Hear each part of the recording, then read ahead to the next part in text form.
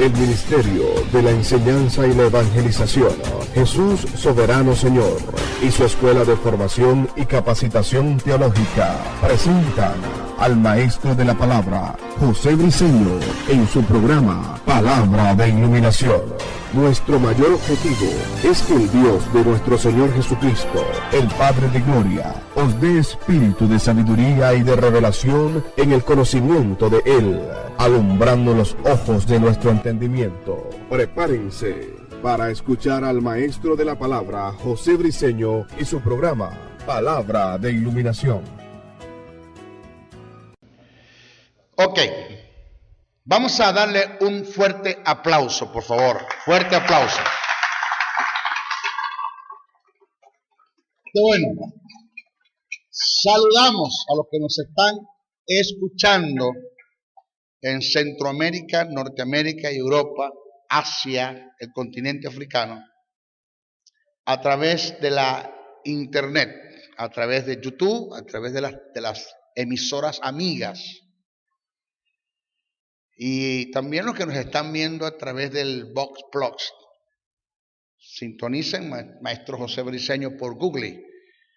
Y usted pues allí va a conseguir la página para poder entrar en el Vox Plus y ver los estudios que tengo escritos allí. Creo que pasan de 90 estudios escritos. Hoy nos toca hablar en relación a la justicia, Nos toca hablar en relación a la justicia,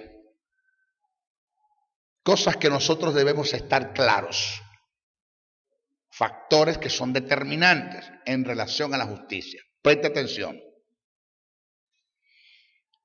Hay que tener mucha sabiduría, hay que tener mucha madurez, hay que tener un corazón muy abierto para recibir esta verdad que vamos a decir ahora y digerirla con el fin de que no nos vaya a digestar, no nos vaya a caer mal, nos vaya a causar una digestación o nos vaya a dar náusea. Y en vez de recibirle, lo que vamos es a renunciar a esta verdad. Pero son verdades que no todo el mundo te las dice. Yo no soy la mamá de los pollitos, el eslabón perdido, el ombligo del mundo, la gaseosa del desierto. Pero hay cosas que Dios me ha revelado o que me ha iluminado de una revelación que ya está plasmada en las Escrituras y que no todo el mundo te las dice. Sí hay quien las diga, pero son muy pocos. Primero, la justicia que está en mí no entró por obra, sino por imputación. Oiga, imputación, no amputar, sino imputar. Indica que no hay obra que me quite la justicia. Si la justicia hubiera entrado por obras, la tendría que mantener por obras. Esto indica que solo el que me dio la justicia me la puede quitar. Estamos hablando de la justicia divina. Estamos hablando de la justicia divina. Estamos hablando de la justicia que tiene relación con obras. Porque estaba dando una clase en una iglesia y decía que Job tenía 4 características que lo llevaron a estar de pie, firme, constante, perseverante y llegar a ser un hombre muy bendecido por Dios por sus 4 características que tuvo antes, durante y después de la tribulación. Job tuvo antes, durante y después de la tribulación estas 4 características: justo, recto, temeroso de Dios y apartado del mal. Y cuando hablamos de que de que Job era justo, no estamos hablando de justicia divina, estamos hablando justicia en relación a obras. Por eso que usted va a conseguir en Santiago como un pequeño, aparentemente, pero que no lo es, un contraste con lo que dice Juan, con lo que dice Pablo, el apóstol. Pablo dice que la justicia no se obtiene por obras, sino por fe. Y Santiago te habla de las obras de justicia. Entonces, ¿cómo hacemos? O se obtiene la justicia por obras, o se obtiene por fe, porque Pablo me dice que es por la fe, Santiago me dice que es por las obras. Entonces hay como un aparente contraste, no lo hay. El problema es que Pablo me está presentando la justicia divina, que no se obtiene por obras, y Santiago me está hablando de hacer obra de justicia después de haber sido justificado por la fe. O sea, Santiago lo que quiere decir es que no es posible, chicos, y no puede ser que haya gente en la iglesia que tenga la justicia divina y no tengan obra de justicia. Es lo que Santiago te dice, porque es una realidad. Si yo tengo la justicia divina, mi vida debe estar acondicionada o conducirse de acuerdo al estado de justicia que está en mí, porque la justicia es un estado, es lo que llaman el estado de Dios, el contraste al estado de pecado en el que tú estabas caído. Entonces yo debo conducirme a la forma de haber sido justificado. Cuando habla de Job que es justo, está hablando de sus obras de justicia, pero Job no fue justificado como lo somos nosotros. Un hombre que no fue justificado divinamente hablando, porque no había muerto en la cruz del Calvario Cristo todavía, no había sido redimido, la sangre no se había derramado, no se había dado el acto de redención, remisión y propiciación, solamente se daba el acto de expiación. Y con todo eso, un hombre caído en Adán, sin justicia, sin vida, sin relación de Dios en cuanto a hijos se refiere, legalmente hablando, porque el que escribe dice, a los que creen en su nombre, les dio potestad de ser hechos hijos de Dios. Quiere decir que antes de que Jesús viniese, no habían hijos de Dios. Dios no tenía hijos antes de eso. Job estaba dentro de esa gente que no tenía hijos, que no era hijo de Dios, y con todo en el estado que estaba, caminó en obra de justicia. Nosotros que somos justificados, que tenemos la justicia divina, que tenemos la vida de Dios, la simiente de Dios, la naturaleza de Dios, no estamos obrando en justicia. O sea, nuestra vida o nuestra forma de conducirnos no está de acorde al estado de justicia en el que nosotros estamos, y eso está mal. Eso está mal. Eso es aclaro eso para que no se vaya a confundir los dos pasajes pensamiento de lo que dice Santiago y lo que dice Pablo. Si la justicia hubiera entrado por obras, la tendría que mantener por obras. Esto indica que solo el que me dio la justicia me la puede quitar. Y esto es imposible, oído, aún para Dios. Porque, ¿cómo puede Dios caducar lo que ya ha quedado determinado y establecido en forma absoluta en el Tribunal Supremo Celestial? ¿Cómo puede? Ni siquiera Dios lo puede hacer. Por lo tanto, no hay pecado, oído, no hay pecado, no hay pecado que determine tu condenación. No lo hay, no existe. Que determine tu condenación. No hay quien te pueda condenar. Nosotros somos libres en Jesús por el Espíritu. Por el Espíritu. Vamos a ver. Romanos 8:1. Dice Pablo, ninguna condenación. Y dice ninguna. ¿Y ninguna qué? No. Ninguna es ninguna. Ninguna condenación hay para los que están en Cristo Jesús. Y el texto dice, para los que no andan conforme a la carne, sino conforme al Espíritu. Eso está añadido. Eso no aparece en el texto. En el original, eso no se escribió así. Eso está añadido porque te están acondicionando la justicia a obras. O te están acondicionando el mantener la justicia en obras para mantener la salvación. El texto no dice así. El texto dice, ninguna condenación hay para los que están en Cristo Jesús, porque la ley, ¿por qué no hay ninguna condenación? Porque la ley de vida en Cristo Jesús, por el Espíritu de Dios, nos ha hecho libre. Nos ha hecho libre, punto. Ahora, maestro, pero Juan dice que hay pecados de muerte por la cual yo digo que no se pida. Hay pecados de muerte por la cual yo digo que no se pida. Eso es un párrafo que está allí que todavía la teología no le ha podido dar la más clara interpretación de a qué se está refiriendo Juan allí. Porque si hablamos a pecado de muerte en cuanto a la condición del hombre ya salvo, no hay pecado de muerte. No hay un pecado que produzca la muerte espiritualmente de nuevo en un ser que ya nació de nuevo. Porque el nuevo nacimiento es irreversible. No hay quien pueda volver a morir. Por eso es que el que escribe en la carta a los hebreos dice que es imposible que los que una vez gozaron del don celestial y gozaron de la palabra de Dios y de los poderes venideros y recayeron. El término recaer no tiene que ver con descarriarse. El término de recaer tiene que ver con volver otra vez al estado de Adán. Volver a estar muerto espiritualmente como estaba Adán. Dice, esto es imposible. El que está escribiendo supuestas suposiciones, supuestos negados. Está escribiendo supuestos negados o suposiciones hipotéticas.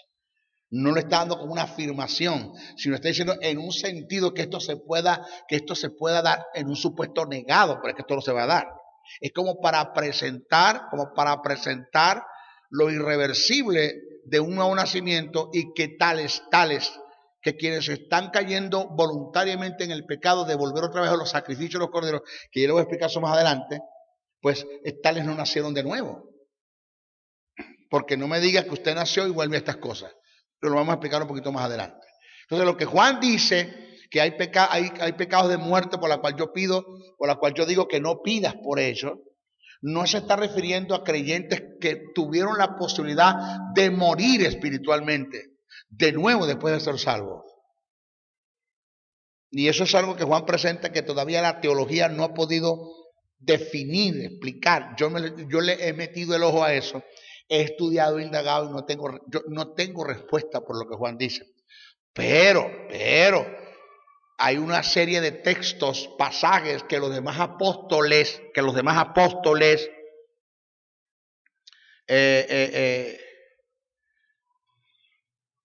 están en contraste o no están de acuerdo con lo que Juan dice, con lo que Santiago dice. Por eso es que hubo un tiempo donde el libro de Santiago casi que es considerado un libro apócrifo.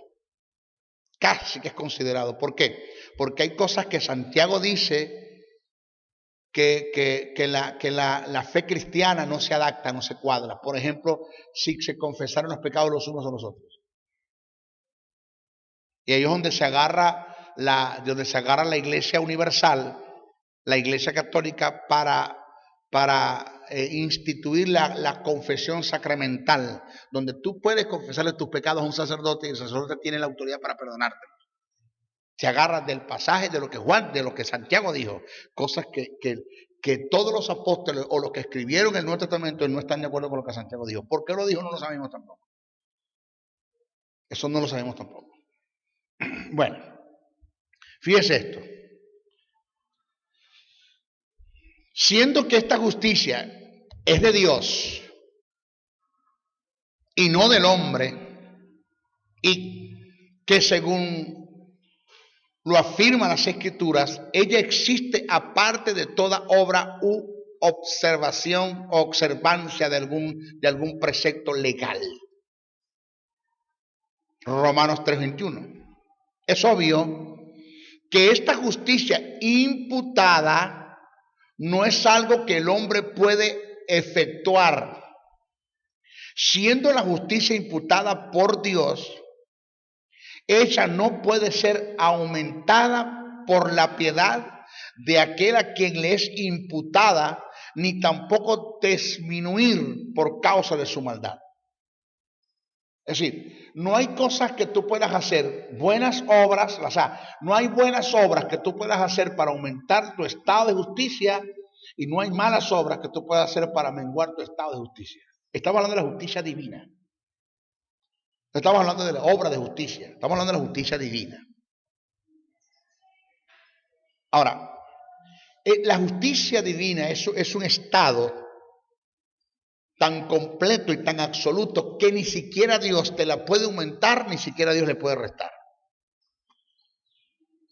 Ya Dios colocó la justicia y eso está allí. Es como la vida eterna. Señor, dame más vida eterna. No, Dios no tiene más vida eterna para darte. Ya te dio la vida. Tú tienes que aprender a disfrutar la vida eterna que Dios te dio. Tienes que aprender a disfrutar la justicia que Dios te dio. ¿Cómo se disfruta? Vamos a tocar esos tópicos más adelantito. Los resultados y las propiedades de la imputación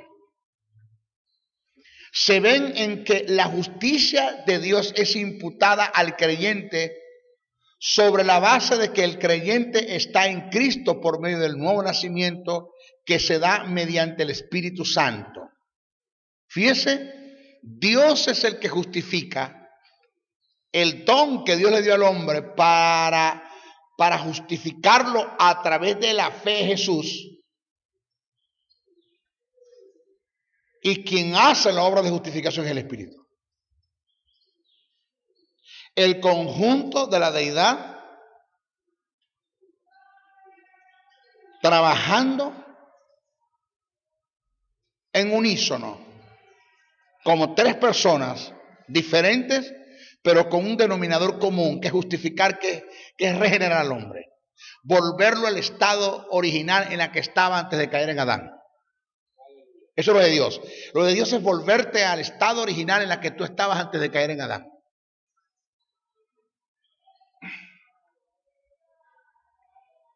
Repito, los resultados y las propiedades de la imputación se ven en que la justicia de Dios es imputada al creyente sobre la base de que el creyente está en Cristo por medio del nuevo nacimiento que se da mediante el Espíritu Santo. A través de esta unión vital con Cristo por el Espíritu, el creyente queda unido a Cristo como un miembro de su cuerpo, no como una prótesis del cuerpo. Ay, mamá. Según primera carta a Corintios 12:13. Y como un pámpano a la vid verdadera, Juan 15:1-5. Por causa de la realidad de esta unión, Dios ve al creyente como parte viviente de su propio Hijo. Por lo tanto, Él ama al creyente como ama a su propio Hijo. Efesios 1:6, primera carta de Pedro 2:5. Y considera que el creyente es lo que su propio Hijo es, la justicia de Dios. Romanos 3:22, primera carta a Corintios 1:30, segunda carta a Corintios 5:21. Cristo es la justicia de Dios. Por consiguiente, aquellos que son salvos son hechos justicia de Dios por estar en Él. ¿En quién? En Jesús. Segunda carta de Corintios 5:21. Ellos están completos en Él. ¿En quién? En Cristo. Colosenses 2:10. Y perfeccionados en Él para siempre. ¿En quién? En Cristo. Hebreos 10:14. Por esta causa corroboro lo antes dicho. No hay obra de pecado que me puedan condenar después de haber sido justificado. Y esto lo dejó bien claro el apóstol Pablo en sus escritos. Vamos. Ahora pues, ninguna condenación hay para los que están en Cristo Jesús. El texto que está subrayado ahí en su guía, ¿por qué lo subrayé? Porque esto no está en el texto original. Esto me lo colocaron para condicionar la salvación. Porque de una u otra forma, nuestros líderes están buscando de cómo mantener a la iglesia esclava de una santidad que no es genuina. Mire, la mejor forma de probar la fidelidad de un creyente es decirle y demostrarle por la palabra que la salvación no se pierde. Si yo le demuestro a usted que la salvación no se pierde y usted va a pecar, usted no ha entendido lo que es salvación, usted no fue salvo. Porque usted agarró la gracia para libertinaje. Entonces, Dios quiere que usted sea libre para ser santo. Díganme a eso. Ahí. Sí, Dios quiere que usted sea libre para ser santo y que usted no sea esclavo de la santidad. Porque Cristo te hace libre del pecado y nuestros líderes te esclavizan en la santidad, que no es genuina. En la iglesia hay gente que son esclavos de la santidad, esclavos de la oración, esclavos del ayuno, esclavos de la vigilia, esclavos de los cultos. Porque si por A o por B usted no viene al culto el domingo, porque le parece mejor quedarse en casa, porque su esposo no es creyente y su esposo le pide que se quede en casa, y su pastor como que no ha entendido que después de Dios está su casa, no la iglesia. Y usted se queda en su casa porque usted va a atender a su esposo, y su pastor le dice: ¿usted no, porque no vino el domingo? Digo: porque me quedé atendiendo a mi esposo. Primeramente Dios. Usted tiene razón, pastor. Primero Dios, y después de Dios mi casa, y después de mi casa la iglesia. No trate usted, pastor, de esclavizarme en culto. Y no se meta en los asuntos privados de mi casa. Respéteme. No, pues usted tiene que venir al culto. Porque si usted no viene, usted tiene. O sea, en la gracia nada se tiene que hacer. En la gracia las cosas se deben hacer. No que se tienen, se deben hacer. Usted no me venga a imponer a mí un culto. Porque usted me puede, el diablo, mi esposo y el mundo me pueden privar que yo venga a la iglesia, pero nunca me podrán quitar a Cristo que está en mi corazón. Y de ahí comienza todo, de mi vida devocional, de mi intimidad con Dios, producto de mi relación, de mi creencia, de mi espíritu de conveniencia. Porque estoy persuadido de estas verdades. Y esto es lo que me lleva a mí a tener una vida devocional diario, constante. Es lo que dice el apóstol Pablo en las cartas a los romanos. En Romanos 12 te dice: presentad vuestros cuerpos vivos, santos, agradables a Dios, que es vuestro culto racional. Es nuestra vida, debe ser un estilo de vida, nuestra vida de adoración, de santidad ante Dios. Que vaya, que emane de acuerdo, que vaya de acorde de acuerdo a mi relación con Él, que mi relación tiene que ver con el parentesco. Yo soy hijo de Dios y Él es mi Padre. Sí.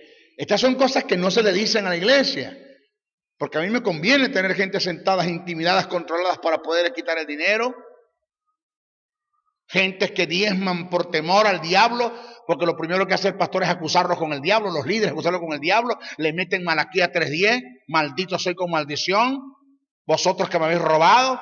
Y si usted no diezma, viene el devorador y le quita todo lo que usted tiene. Entonces los evangélicos pasan a diezmar asustados, esclavizados a un diezmo. No, eso no es lo que enseña la Biblia. Ahora se le prende el bombillo. ¡Ping! Ah, maestro, ahora sé por qué no lo quieren. Porque la verdad no tiene amigos, y menos aquellos que dicen la verdad. Repitas esto: la verdad no tiene amigos, y menos aquellos que dicen la verdad. Y si usted, por mantener su amistad, usted va a dejar de decir la verdad, usted tiene problemas con Dios. Porque es menester obedecer a Dios que antes a los hombres. Si yo tengo que perder mi casa, perder mi hogar, perder mi familia, perder mi esposa, perder mis hijos, perder mi padre, perder mi madre, perder todo, perder el mundo, perder todo lo que el mundo me da por decir la verdad, yo lo pierdo todo. Jesús dijo que el que amare más a padre, madre, hijo, hija, casa, bienes y todo lo que el mundo le presenta, el que amare más a esto que a mí, que soy la verdad, no es apto para el reino. Y eso hay que entenderlo. Maestro, ¿qué te pasa? ¿Usted está molesto? No.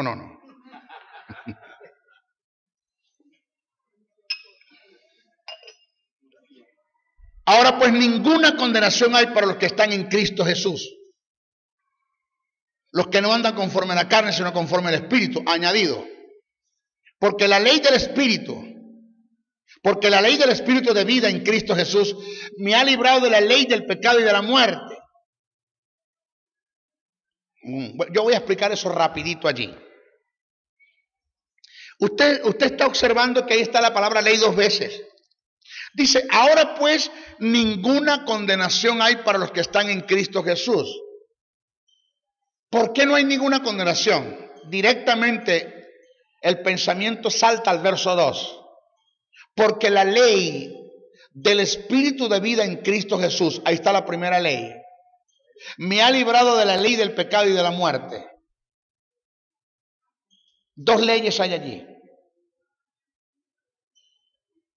Está hablando de la ley. Está hablando de la ley, de los principios del reino que se activan a través del Espíritu Santo para producir justicia en el hombre y producir vida, producto de la fe que depositaste en el sacrificio de Jesús en la cruz del Calvario, en el plan de Dios para salvación, que está todo en Jesús. Y te está hablando de la ley del pecado y la muerte, que es una ley que se disparó en el huerto del Edén por haberse quebrantado los mandamientos o el mandamiento de Dios: no comerás. Se quebrantó el mandamiento, se dispara la ley del pecado y de la muerte. Eso es una ley que está allí en el hombre internamente, pero que el hombre es libre de ella por la fe, porque la fe en el sacrificio de Jesús en la cruz del Calvario le da acceso a la soberanía de Dios por el Espíritu para revertir lo que sucedió en el huerto del Edén y justificarte y volverte a llevar al estado antes de que Adán cayera. Porque no es que Dios te justificó porque dio la gana. No, hay pasos que se dieron, incidentes que sucedieron como redención, remisión y propiciación que se dieron en la cruz del Calvario, que te pueden llevar a un estado de regeneración cuando depositas la fe en lo que se dio en la cruz, en la obra de justificación, que es el plan que Dios ha desarrollado en la vida, en la vida, muerte y resurrección de Jesucristo para justificar al hombre. Una vez que tú depositas tu fe en ese plan de redención, se produce en ti por el Espíritu la redención, la remisión y la propiciación, y esto te lleva a un estado de regeneración, que el estado de regeneración, regeneración, es volverte al género original en el que estabas antes de caer en Adán. Ya eso nosotros pasamos por allí, ya nosotros estamos allí, ya nosotros fuimos justos, ya nosotros tenemos vida, de modo que no hay nada que tú puedas hacer, no hay nada que tú puedas hacer para revertir eso. Porque no fuiste tú el que murió, fue Jesús el que murió. No fuiste tú el que hizo el plan, fue Dios el que hizo el plan. Fue Dios el que se proveyó, fue Dios el que te amó antes de que tú lo amaras. Fue Dios el que decidió y buscó la forma de cómo hacerlo. Dios es el único que puede, en un supuesto, revertir esto, de paso que no lo puede hacer nunca, ni siquiera Dios lo puede hacer.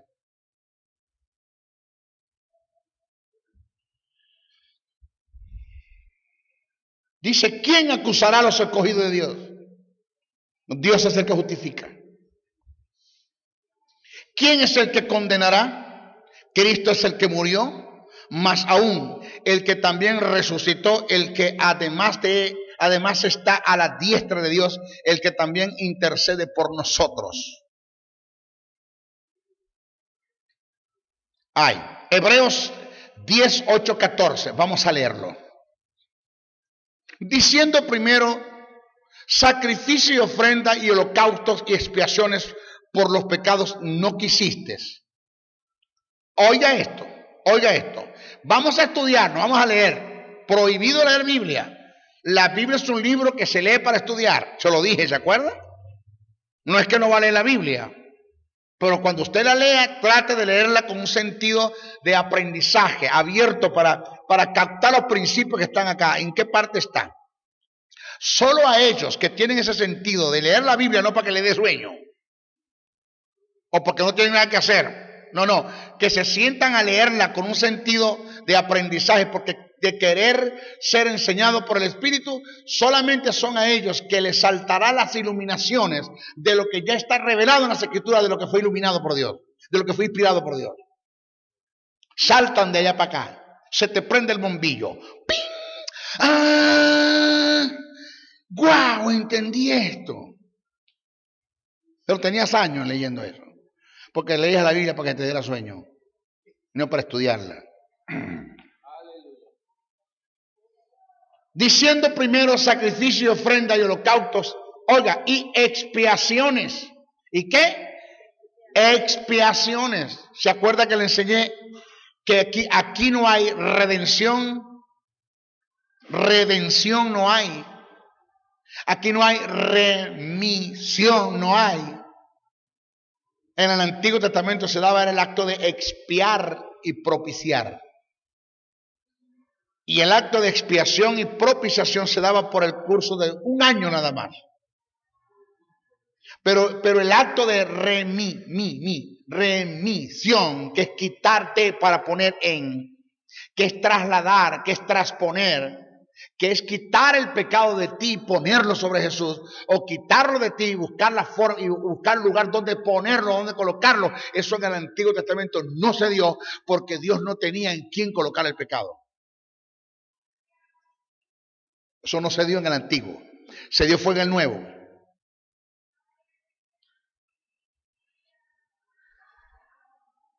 Diciendo primero sacrificio, ofrenda y holocausto, que expiaciones por el pecado no quisiste, ni te agradaron, las cuales cosas se ofrecen según la ley.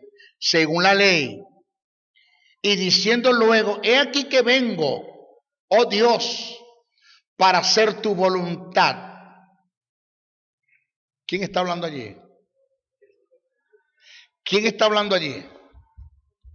¿Ah? Vamos, ayúdenme que me se me olvidó predicar. ¿Quién está hablando allí?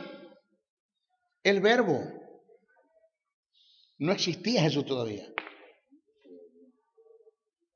Acuérdense, yo le voy a enseñar una materia que se llama Cristología de alta crítica. ¿Cómo me la están pidiendo por internet? La gente la pide, maestro, ¿cuándo es la cristología? ¿Cuándo viene? Y yo le voy a enseñar a usted que Jesús no existía. Jesús estaba en la mente de Dios y estaba preparado antes de que el hombre cayera en la mente de Dios. Eso estamos claros. Eso tiene que ver con la prognosis, con el eterno conocimiento de Dios. Dios sabía y ya conocía la condición del hombre que iba a caer, y ya Dios tenía el cordero preparado. Eso estaba en la mente de Dios, pero no hay tal cosa como decir la preexistencia. No hay tal cosa como decir que se le puede atribuir a Jesús la preexistencia. No existe eso. Porque Jesús, el verbo se hizo carne. El verbo se hizo carne. Y si se hizo es porque la carne no estaba.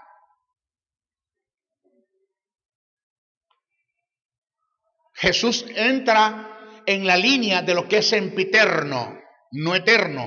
La eternidad se le da a las cosas o a un ser que no tiene principios y no tiene fin. La sempiternidad se le da a las cosas o a un ser que tiene principio pero que no tiene fin. Y la temporalidad se le da a las cosas que tienen principio y tienen fin. Jesús entra en lo sempiterno. La Biblia dice que el primer hombre, ¿el qué? El primer hombre, ¿el qué? El primer hombre es terrenal, el segundo es celestial. El primero es Adán, el segundo es Cristo. Y observe que antes del primero no había otro. Ay. Cristo viene siendo el segundo, que viene después del primero. Quiere decir que Cristo no existía. Diga, ay.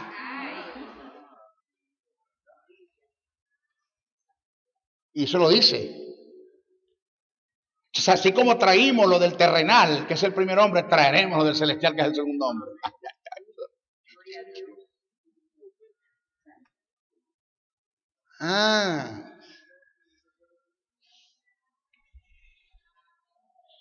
Wow. Esto es según la ley. Aquí habla el verbo. Y diciendo luego aquí que vengo, oh Dios, para hacer tu voluntad. Quítalo primero para establecer esto último. En esta voluntad, ¿cuál voluntad? La que el verbo dijo, vengo a hacer tu voluntad. Voy a hacerme hombre, voy a hacerme carne. Van a ser el Theanthropos, el Dios hombre que es Jesús. Y en esa voluntad somos santificados, que está hablando de la justicia. Somos justificados mediante la ofrenda del cuerpo de Jesucristo, hecho una vez y para siempre. ¿Hecho qué? Una vez y para siempre. ¿Mediante qué? La ofrenda del cuerpo de Jesucristo. No fuiste tú el que moriste. No fuiste tú el que pagaste un precio. No obtuviste la justicia por tus obras.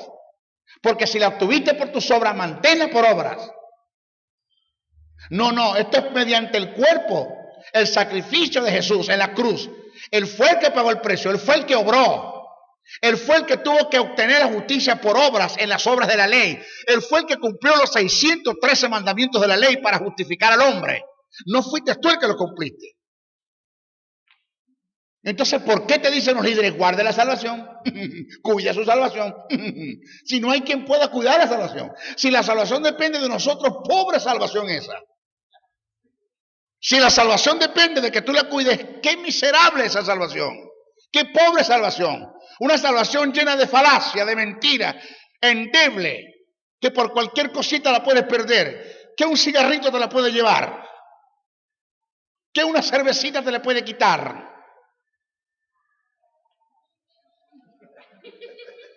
¡Aló! Digan algo para que la gente que está allá, que me está escuchando por internet, pues este hombre está hablando solo. Está bien, no fume. Pero hay causa por la cual usted no debe fumar porque le hace daño. Porque no hay que tener sentido de conveniencia. No hay que tener sentido de conveniencia para saber que una cosa te hace daño y la sigues haciendo. Eso es terquedad, obstinación. No consuma alcohol porque eso le hace daño. Ustedes son evangélicos porque no, ustedes no beben ni fuman. Los evangélicos, vos no bebéis ni fumáis porque soy evangélico. No, yo no bebo y no fumo no porque soy evangélico, porque no me conviene. Porque no me conviene. Porque a mí ni un cigarro, ni una bebida me va a llevar al infierno.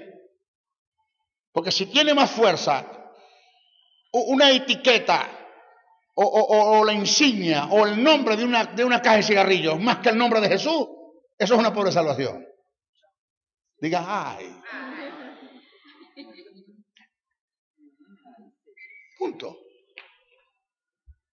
Maestro, ¿usted me está dando libertad para fumar? No. Usted le da la gana, fume. Que eso usted no se lo lleva al infierno. Usted se va a podrir los pulmones. Usted se va a morir antes de tiempo. Usted va a cortar el propósito de Dios en la vida. Usted tiene su cuerpo como basura, como pipote de basura, como pote de basura. Usted ha considerado su cuerpo como un pote de basura, como un recipiente de basura y no como el templo del Espíritu Santo. Una persona que sabe que su cuerpo es el templo del Espíritu, no lo contamina con esa basura. Ah, no, maestro.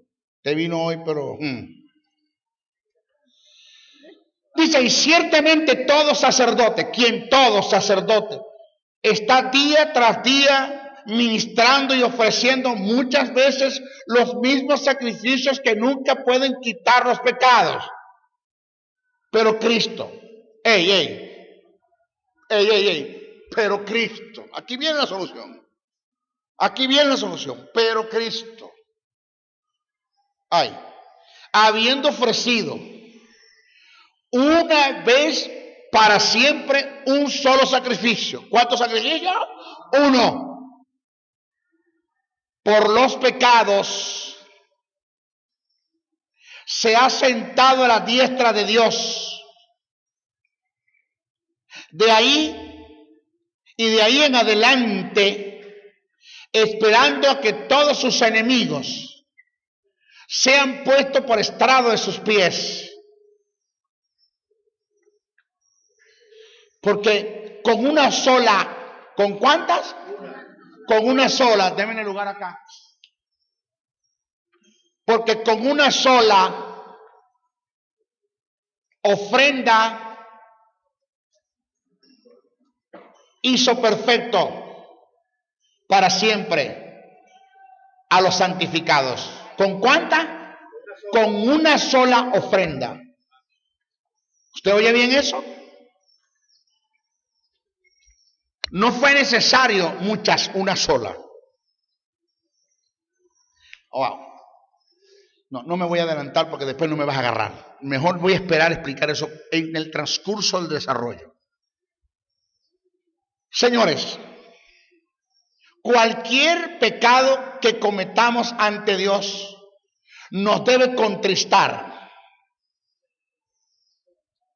Maestro, pecaste de un adulterio. ¿Cómo te sientes? Mal. ¿Cómo? Me siento mal. siéntete bien que te sientes mal. Porque si te sientes mal, quiere decir que naciste de nuevo. Porque esta es una mentira que nos enseñaron a nosotros. Y la voy a corregir ya. Y óigame presten atención a lo que me están escuchando a través de la internet. Presta atención. El Espíritu Santo no convence a la iglesia de pecado. La iglesia ya está convencida. 1. 2. Cuando tú pecas y te sientes mal, no es el Espíritu Santo que te está redarguyendo. Porque si hay un trabajo del Espíritu para redarguir a los creyentes cuando llegan a un estado de mente.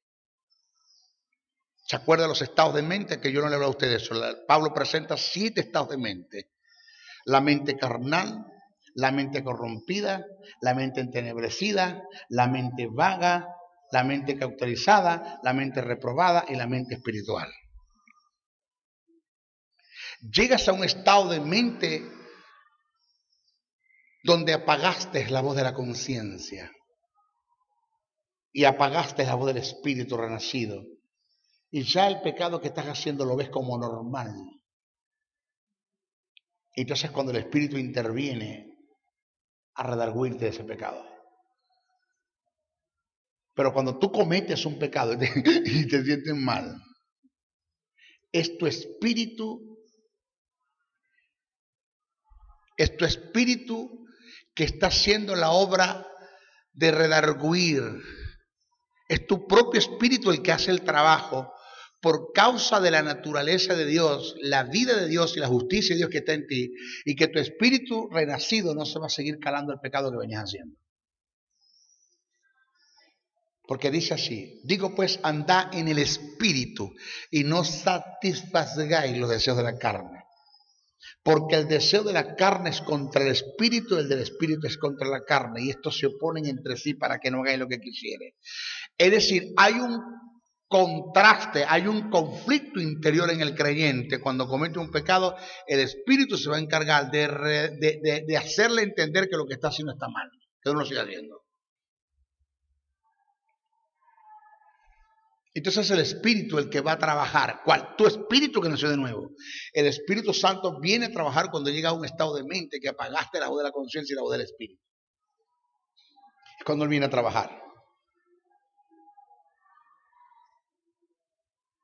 Entonces te sientes mal, me siento mal. Entonces cualquier pecado que cometamos ante Dios nos debe contristar. Eso está bien. Pero no condenar. Pero no condenar. Pero no condenar. Ayer se me acercó un pastor que, por cierto, se fue a inscribir ayer en la escuela. Me dijo, maestro, yo quiero conversar con usted algo.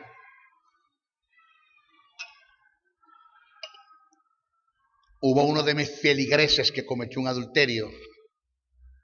Es el encargado del sonido de la congregación. De pronto yo veo que él me abandona el sonido, no va más a la iglesia, lo busco y le pregunto y me dijo, cometí un adulterio, pastor. Lloró sobre mis hombros y todo lo demás y cometí el grave error de ir a decirle a la directiva. Porque hay cosas que a ti te van a contar, tú no tienes que decírselo ni a tu esposa. Ni tu esposa tiene que saber eso. Y hay cosas que a ella se la van a decir y ni tú lo tienes que saber. Porque son mujeres que fueron a su casa, se encerraron en el cuarto, lloraron con ella, gimieron, confesaron un pecado, pero ella no tiene que decírselo a ti. Eso es chisme, eso es falta de ética. Y nunca Dios te podrá confiar a ti una iglesia más grande de la que tienes mientras estés vendiendo a tu gente. Porque hay falta de ética en los ministerios, chismosos, brolleros, que no les puede contar un pecado porque todo el mundo lo sabe en la congregación.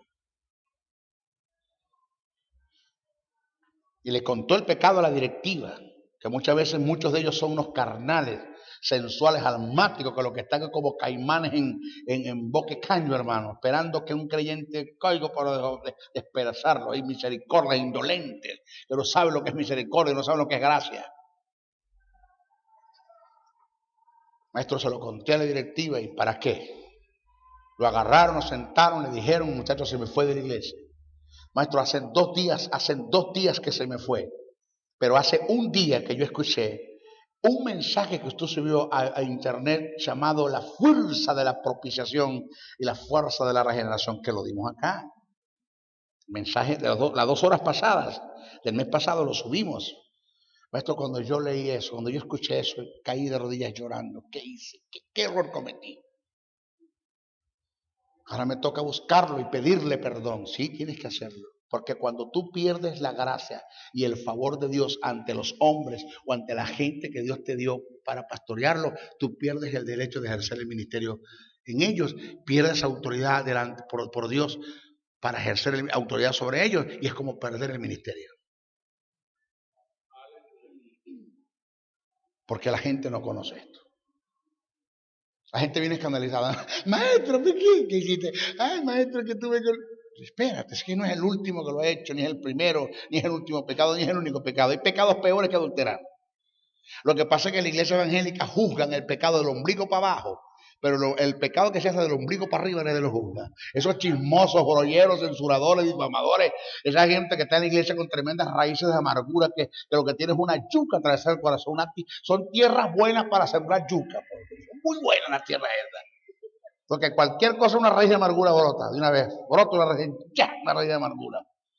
Difamadores, mentirosos, chismosos, gente que compiten, que envidian, que sobornan, que se mueven en intimidación, en manipulación, en control, que tienen motivos incorrectos en el corazón, tú sabes.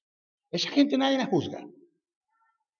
Pero que no te caiga el hermanito jugando los palotes con la hermana Petra, porque de una vez todo el mundo le cae, porque estuvieron juntos los dos. Ya iba a decir. Ya casi que se me sale.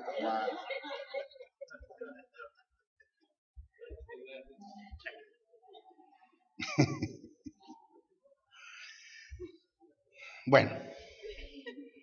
Entonces, ¿yo me siento mal? Sí. Cuando peco, sí. Pero no me condeno. Sé que en el momento que acuda de verdad al perdón, el perdón de Dios está garantizado. Pero no lo haga más. No lo haga otra vez porque es peor.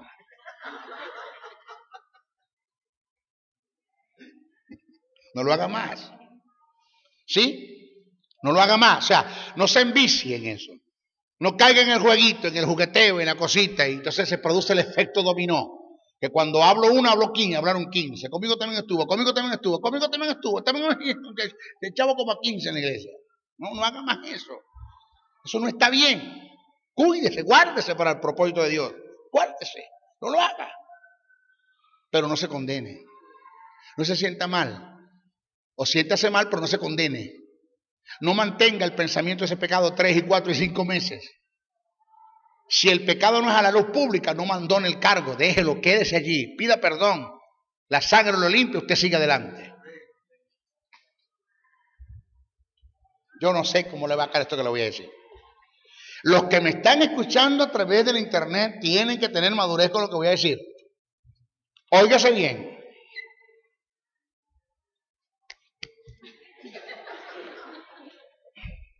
Ni el pecado detiene, óigame, ni el pecado detiene la manifestación del Espíritu Santo de Dios en la vida de un hombre.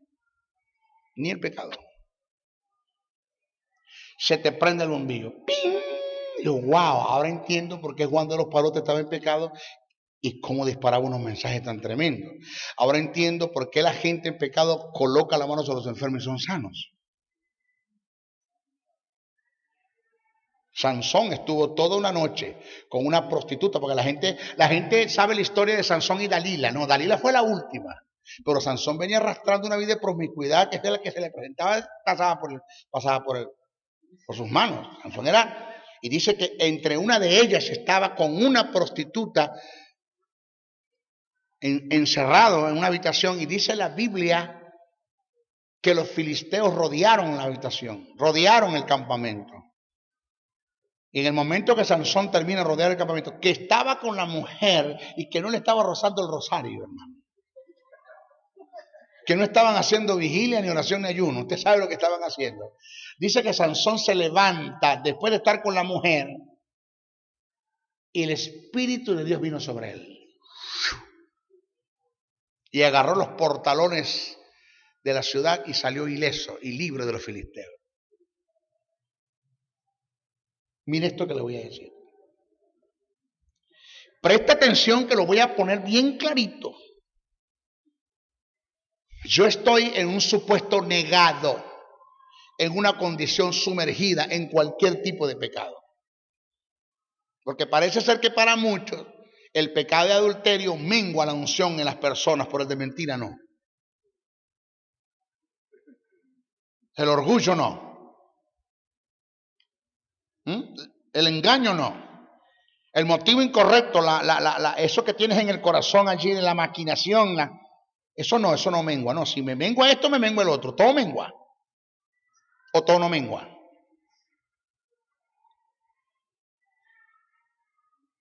Y yo puedo estar en un supuesto negado, en un estado de pecado, lo más horrendo y más sucio que pueda haber. Y yo desde el púlpito digo esta verdad. La Biblia dice que por las heridas de Cristo, por su sufrimiento integral, espíritu, alma y cuerpo, tú fuiste sanado en la cruz del Calvario.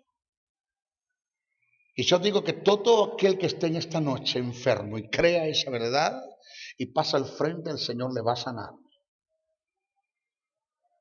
Y se levanta una hermana y pasa al frente y le pongo la mano. El Espíritu Santo no va a dejar de honrar la fe que esa mujer depositó en una palabra que dije por la condición de pecado en la que yo estoy.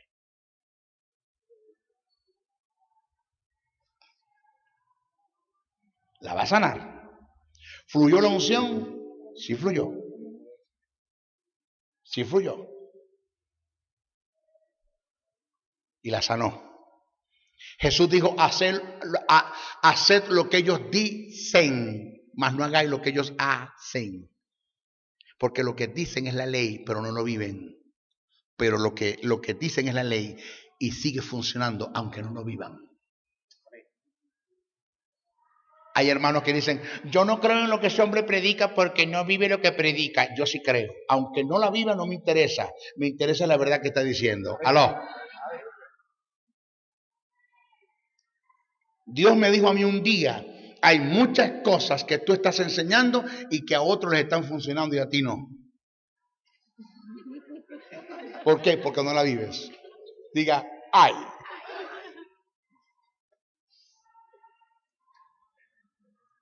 Sí. Pero el estado de pecado en la que tú estás sí mengua la manifestación del Espíritu de Dios para ti en lo personal. Si te enfermas, nunca te vas a sanar. Nunca habrá provisión financiera. Te detendrás en el propósito de Dios. Dios detendrá la bendición posesional que tiene para ti por el estado de pecado en la que vive. Y usted dirá, maestro, pero es que yo conozco de gente que aún en pecado prosperan porque manipularon, intimidaron, controlaron, entraron en el terreno del humanismo, que también funciona. Pero hoy no hay nada del Espíritu. Entonces, en relación al Espíritu conmigo, para conmigo que estoy en pecado, se apaga, se contrista. Porque se detendrá todo. No habrán más iluminaciones. No habrán más iluminaciones de las revelaciones que están escritas. Hasta ahí llegará todo.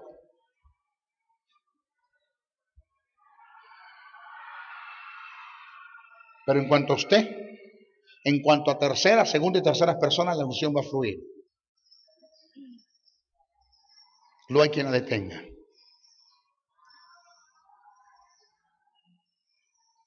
Señores, cualquier pecado que cometamos ante Dios nos debe contristar, pero no condenar. Porque no hay pecado que te pueda condenar después de haber sido justificado por Dios mediante el sacrificio de su Hijo por su Espíritu Santo. Ay, mamá. Señores, yo me siento contristado y avergonzado delante de la santidad de Dios por el pecado que hice, pero nunca me siento condenado ante Él, porque Él nunca me condenará y tampoco se avergonzará de mí. Ay, mamá. No, esto es una oportunidad para decir amén. La gente no dijo nada, pero bueno, voy a repetirlo a ver. Yo me siento contristado y avergonzado delante de la santidad de Dios por el pecado que hice, pero nunca me siento condenado ante Él, porque Él nunca me condenará y tampoco se avergonzará de mí. Jamás, jamás. Yo sigo siendo su hijo. Papi, me dice mi hijo, en un supuesto, y lo negamos porque no ha pasado, que me diga mi hijo, papi, me quedaron todas las materias. Me lo quedo mirando y digo, qué vergüenza. Lo que me da es pena, lo que me da es vergüenza. ¿Usted cree que está bien eso? ¿Usted cree que está bien que yo me dirija a mi hijo de esa forma? Y si no está bien que yo lo haga, ¿por qué Dios lo tiene que hacer? ¿Por qué Dios se tiene que sentir avergonzado por el pecado que tú estás cometiendo? ¿Y por qué Dios te tiene que condenar? ¿Por qué se tiene que romper mi relación con Dios, donde Dios me diga, tú no eres más hijo mío? Por eso es que tú tienes que tener cuidado cómo te diriges a tus hijos, usted y todos. Porque cuando yo puedo rellenar a mis hijos y decir, me arrepiento de haberte parido, en caso de la mujer, me arrepiento de haberte engendrado en el caso del hombre, verdaderamente, hermano, que es más, chico, no te tengo como hijo, no eres mi hijo, diga lo que sea, él sigue siendo tu hijo. Decid lo que queráis, él sigue siendo tu hijo. Están los genes, ¿para qué le dices nada? No le digas nada. Quédate callado. No le digas a tus hijos palabras que lo van a ofender, porque eso no va a traer efecto en cuanto a que tú vas a dejar de ser su padre y él tu hijo, él sigue siendo tu hijo lo que le digas. Entonces, ¿para qué le dices nada? Ahórrate las palabras.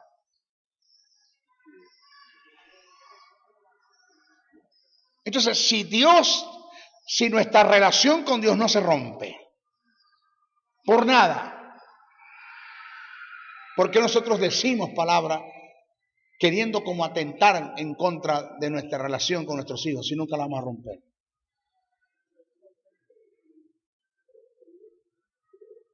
Como le digo yo a mi hijo, papi, te quedaron todas las materias, siéntate, vamos a hablar, ¿por qué te quedaron? ¿Por qué no le pones diligencia a las cosas? Más responsabilidad, más tiempo, deja un poquito más el juego, busca la forma de cómo aconsejarlo sin patearlo, sin golpearlo, sin herirlo. Tratando de instruirlo, de convencerlo, de hacerle entender la falta, la falla, para que él mejore. Porque es lo que Dios hace.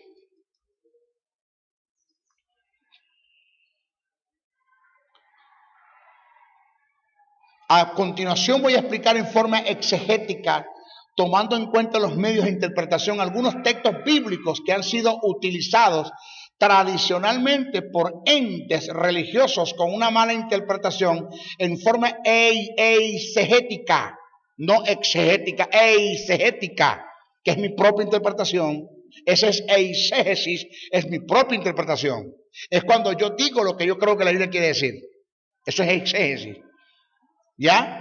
En forma eisegéticas, fuera del contexto histórico, los cuales han sido constituidos como una doctrina fuera de la realidad bíblica, condicionando así la salvación del hombre, negando la eficacia de la obra regeneradora que se dio una sola vez en Cristo y que el hombre obtiene por la fe y la disfruta por fe. Voy a volver a leer el relato, voy a volver a leer para que quede bien grabado. A continuación voy a explicar en forma exegética, tomando en cuenta los medios de interpretación, algunos textos bíblicos que han sido utilizados tradicionalmente por entes religiosos con una mala interpretación en forma exegética, fuera del contexto histórico, los cuales han sido constituidos como una doctrina fuera de la realidad bíblica, acondicionando así la salvación del hombre, negando la eficacia de la obra regeneradora que se dio en una sola vez en Cristo y que el hombre obtiene por la fe y la disfruta por fe. Eso lo decimos en nuestra próxima clase. Bendiciones, bendiciones, bendiciones. Si has sido bendecido a través del mensaje transmitido en este programa, comunícate por los teléfonos 0058-0416, 860-7602, 0414-650-9992 o el 0261-737-3387. Escríbenos al correo electrónico meejesussoberano77@hotmail.com. Y si deseas seguir disfrutando de estos mensajes, ingresa a nuestro canal en YouTube o visítanos en el Facebook. Será hasta una nueva oportunidad en su programa Palabra de Iluminación.